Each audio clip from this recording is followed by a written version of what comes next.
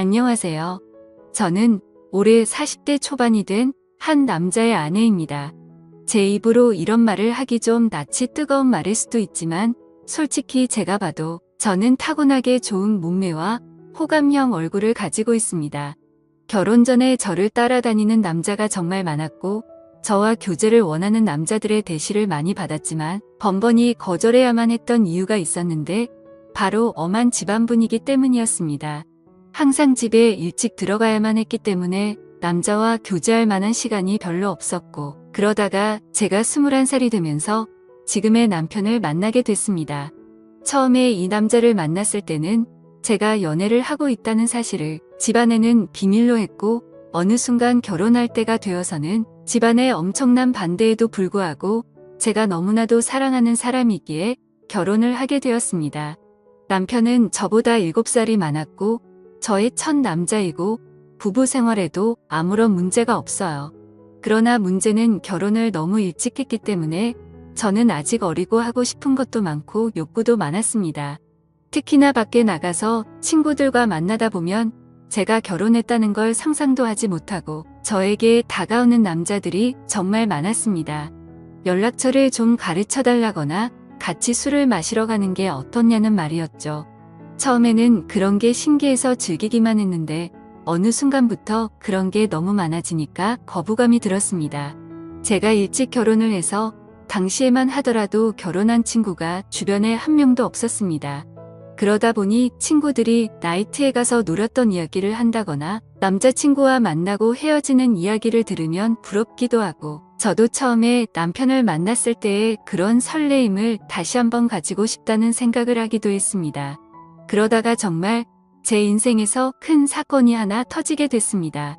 3년간 남편만 보고 살았던 저에게 한 번의 외도로 인해 저의 인생이 180도 달라지게 됐습니다. 정말 의도적으로 바람을 피운 것은 아닙니다. 저는 실수라고 말하고 싶지만 어느 순간에는 저도 제 자신을 주체하지 못하고 있더라고요. 제가 20대 초반이었을 때 그때까지만 해도 저는 다른 남자를 만난다는 것은 범죄라고 생각했고 인간으로서 쓰레기 같은 행동이라고 생각했습니다. 그날도 여느 때와 다름없이 퇴근하는 남편을 위해 요리를 하고 있었어요. 현관문 열리는 소리에 남편을 맞이하러 달려나가니 울상을 짚고 들어와 한숨을 쉬는 남편에게 놀라서 물어봤습니다. 자기야, 무슨 일 있어? 아, 속상해. 오늘 휴대폰을 잃어버렸지. 뭐야? 그 휴대폰은 산지 얼마 안 됐고 할부도 아직 많이 남아있는 상태였습니다. 저는 아쉽지만 그냥 잊어버리라고 얼마나 정신없게 일했으면 휴대폰을 다 잃어버리냐고 남편의 엉덩이를 토력거려주고 다시 하나 더 사면 된다고 위로했습니다. 그런데 문제는 그 다음날에 남편 번호로 저에게 전화가 왔어요. 여보세요? 저희 가게에 핸드폰 맡기고 가신 가족분 되시나요? 네, 누구시죠? 어제 가게에 방문한 손님이 휴대폰을 맡기고 술을 20만원치 먹었는데 계산도 안 하고 휴대폰을 찾아가지도 않으셔서요. 여기 저장된 번호로 연락해봤어요. 저는 처음에 그 말을 듣고 남편을 의심했지만 그럴 리가 없다고 생각했기 때문에 알아보니까 누군가 휴대폰을 주워서 가게에 맡기고 외상으로 술을 먹은 것이었습니다. 가게 주인은 휴대폰을 찾아가려면 술값을 가지고 술집으로 오라는 말을 했습니다. 돈은 아깝지만 그래도 남편이 알면 좋아할 거라는 생각으로 약속한 시간에 맞춰 택시를 타고 술집을 찾아갔습니다.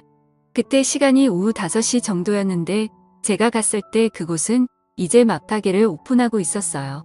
문 앞에 주인으로 보이는 젊은 남자가 있었습니다. 휴대폰 찾으러 왔다고 말하자 가게에 있다며 지하 2층인 술집으로 저를 데리고 갔습니다. 휴대폰을 확인하자 남편 것이 맞았는데 20만원을 주기에는 너무 아까웠습니다. 솔직히 저희 남편이 잘못한 게 아니고 이걸로 술 먹은 다른 남자가 잘못한 건데 왜 그 돈을 제가 물어줘야 되나 싶더라고요. 그러다 문득 그 남자의 외모를 살펴봤습니다. 머리카락은 굉장히 길었고 통이 큰 바지를 입었으며 자기 사이즈보다 적어도 몇 개는 더 커 보이는 와이셔츠를 입어서 그런지 꼭 무슨 힙합하는 청년처럼 생겼더라고요. 걷는 걸음걸이도 껄렁하고 팔에는 문신이 보였는데 깔끔한 정장만 입고 다니는 제 남편과는 정반대의 자유로운 느낌이 많이 풍기는 오빠였습니다. 생긴 것만 보면 제가 좋아하는 얼굴상으로 제법 잘생겼지만 옷 입는 게 영 마음에 들지 않았습니다. 저도 제가 왜 그랬는지 모르지만 갑자기 그 남자에게 한 가지 제안을 하게 되었습니다. 여기 혹시 관심 있으면 술값 20만 원치만큼 오늘 그쪽이랑 같이 시간 보내줄 수 있는데 어때요? 솔직히 이건 정말 어처구니 없는 제안이었습니다. 말하는 동시에 저는 얼굴이 빨갛게 달아올랐거든요. 그 남자는 놀라는 듯 하다가 갑자기 술집 문을 걸어 닫으면서 저에게 다가왔습니다. 그 남자는 저에게 묻더군요. 그 말 진심이에요. 정말 하고 싶어요. 저는 20만 원이라는 금액이 아까운 것도 아까운 것이지만 그 남자에 대한 호기심이 더 컸던 것 같습니다. 그래서 그냥 한 번쯤 해보는 건 어떨까 하는 생각이 들었던 것이죠. 저는 다시 한번 말했습니다. 진심이에요. 대신에 오늘 일은 확실하게 비밀로 해줘야 해요. 그리고 오늘 딱 한 번만이에요. 그렇게 그 남자와 갑작스럽게 가게 안에서 일을 치른 후에 휴대폰을 돌려받고 집으로 돌아왔습니다. 이것이 제 첫 외도의 시작이었습니다.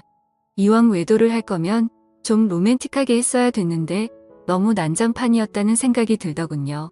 그날 밤 이후로 술집 주인은 저에게 가끔 연락을 해왔지만 저는 연락을 받지 않았습니다. 막상 해보니까 그다지 좋지도 않았고 오히려 다른 걸 더 느껴보고 싶다는 생각이 들었기 때문입니다. 그 뒤로 저는 남편 외에 다른 남자를 만나는 것에 대해 호기심이 생겼어요. 많은 사람을 만났다가는 남편이 알게 될까봐 걱정이 되었고 집에만 있는 저로서는 다른 남자를 접할 기회가 쉽지 않았습니다. 그러다 생각지도 않았던 사람과의 일이 벌어지고 말았습니다.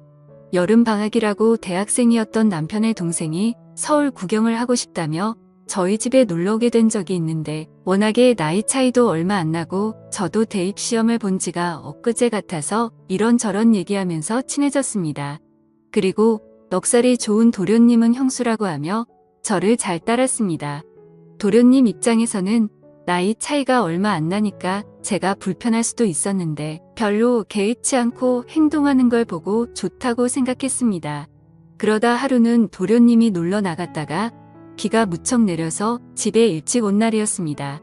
남편은 출근한 상태였고 우산을 미처 준비하지 못한 터라 비를 흠뻑 맞고 집에 들어온 도련님에게 갈아입을 옷을 가져다 주며 씻으라고 하고 과일을 깎았습니다. 거실에서 단둘이 과일을 먹으면서 이런저런 이야기를 나누었고 그날따라 제가 눈을 마주치면 도련님은 어색한 듯 피했는데 그 묘한 느낌이 아직도 생각이 나네요. 그 어색한 기운을 깨고 싶어서 머리에서 생각한 대로 질문을 던졌어요. 도련님 애인 있어요? 지금은 없는데 형수님 같은 예쁜 여자 있으면 당장 애인하고 싶죠. 소개해 주실래요? 오, 그럼 다 같은 여자 있으면 결혼도 할 거예요. 당연히 당장 하죠. 한치의 고민도 없이 당연하다고 말하는 도련님을 보며 이상한 충동이 일어났습니다. 저는 그런 도련님의 손을 덥석 잡아버렸고 눈을 쳐다보며 물었습니다. 이렇게 하니까 설레이기도 해요. 한참 정적이 흐르고 얼어있던 도련님은 마주잡은 손에 슬쩍 깍지를 끼더라고요. 그렇게 저와 도련님 사이에 묘한 감정이 흐르기 시작했습니다. 그 일이 있고 나서 남편에게는 도련님 서울 구경시켜준다고 말하고 일주일 동안 대놓고 데이트를 했습니다. 그 나이 또래들처럼 설레는 연애를 다시 하는 것 같아서 며칠 동안은 정말 두근거리고 신났었습니다. 하지만 그것도 역시나 오래가지는 못하더라고요. 일주일 후에 터미널에서 도련님을 보내고 나니 그 뜨거웠던 마음이 순식간에 식어버렸습니다.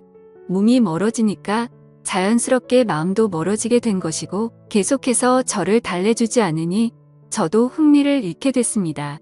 그렇게 여름이 지나고 날씨는 조금씩 선선해지기 시작했습니다. 심심한 마음에 남편 몰래 휴대폰 어플로 채팅이라는 것도 해봤지만 이렇다 할 만남을 가지지는 못했습니다. 제 주변 또래 친구들은 채팅하는 어플로 친구도 많이 사귀고 연애까지 하는 애가 있던데 이상하게 저는 별 볼일 없는 남자들만 꼬이는 것 같았습니다. 그렇게 애매하게 시간을 보내다 보니 명절이 다가왔는데요. 저희 시댁은 춘천 쪽에 있었는데 연휴 전날부터 가서 신나게 명절 음식하고 설거지하고 집안에 하나밖에 없는 며느리라 몸이 부서지도록 일을 했어요. 언제까지 며느리가 이렇게 일해야 되는 거냐고 투덜거리기는 했지만 워낙에 나이 차이가 많이 나니까 대들지도 못하겠더라고요. 명절 다음 날 아침에 친정집에 가려고 준비를 하는데 시어머님이 점심을 먹고 가라고 하셨습니다. 또 내가 밥을 차려야 하나 싶어서 순간 짜증이 확 났지만 얼굴에 최대한 티를 안 내고 있었는데 남편이 너무 미적미적대는 거예요. 빨리 준비하고 출발해야 하는데 준비를 하는 둥 마는 둥 조금만 더 누워있다가 가면 안 되냐고 TV나 보고 앉아있고 정말 답답해 미치겠더라고요. 그래서 남편을 방으로 데리고 와서 밖에 들리지 않게 작은 소리로 말 다툼을 했습니다. 우리 부모님도 나를 보고 싶어 한다고 빨리 준비 안 하면 혼자서 가겠다고 말하면서 감정이 안 좋은 채로 친정집으로 향했습니다. 남편은 친정에서도 기분이 안 좋은 티를 숨기지 못했고 저는 그럴 거면 그냥 먼저 가라고 말했습니다.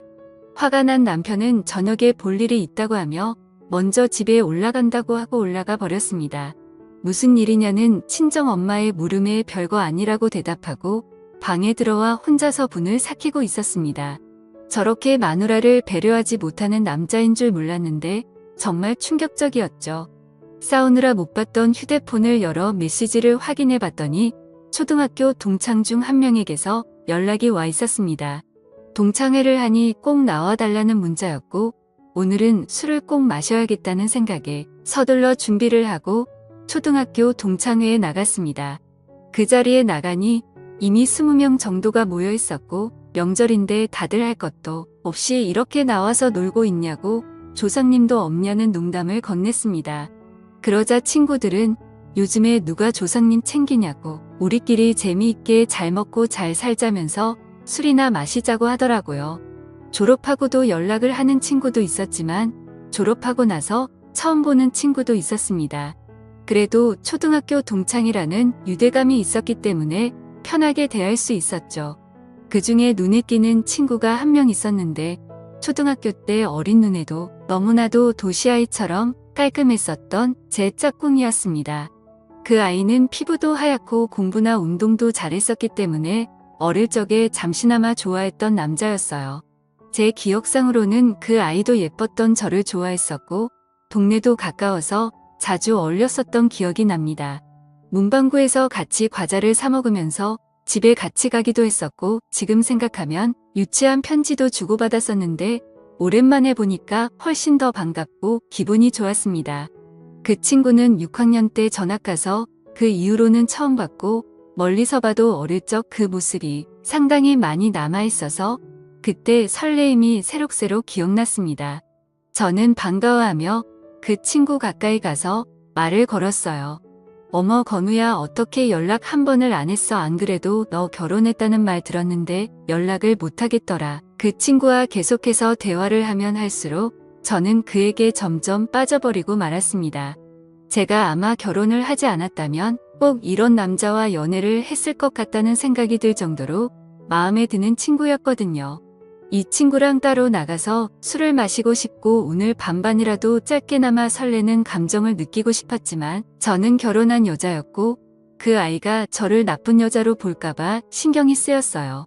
술자리가 끝나갈 때쯤 애들은 하나 둘씩 빠져나가기 시작했습니다. 저 역시 집에 가야 할 때가 왔어요.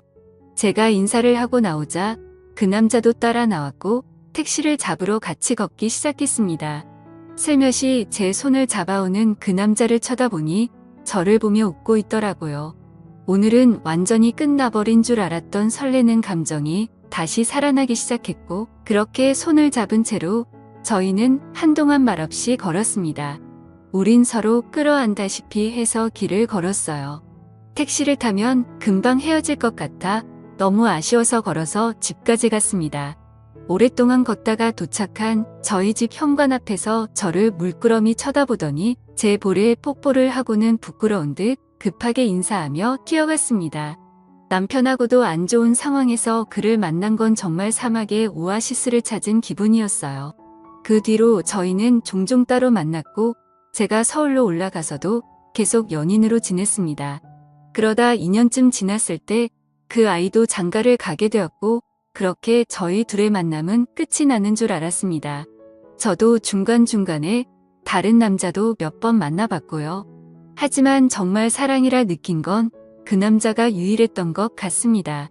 저희는 결국 재회를 했고 40이 넘는 지금까지도 몰래 사랑을 하면서 만나고 있습니다. 저의 두 번째 서방님이고 이제 더 이상의 다른 사랑은 원치 않고 두 남자만 바라보며 살아보려 합니다. 너무 어린 나이에 결혼을 한 게 문제인 걸까요? 저도 가끔씩 제가 왜 이러는지 모르겠지만 도저히 빠져나올 수가 없습니다. 솔직히 말하면 왜 빠져나와야 하는지 잘 모르겠습니다.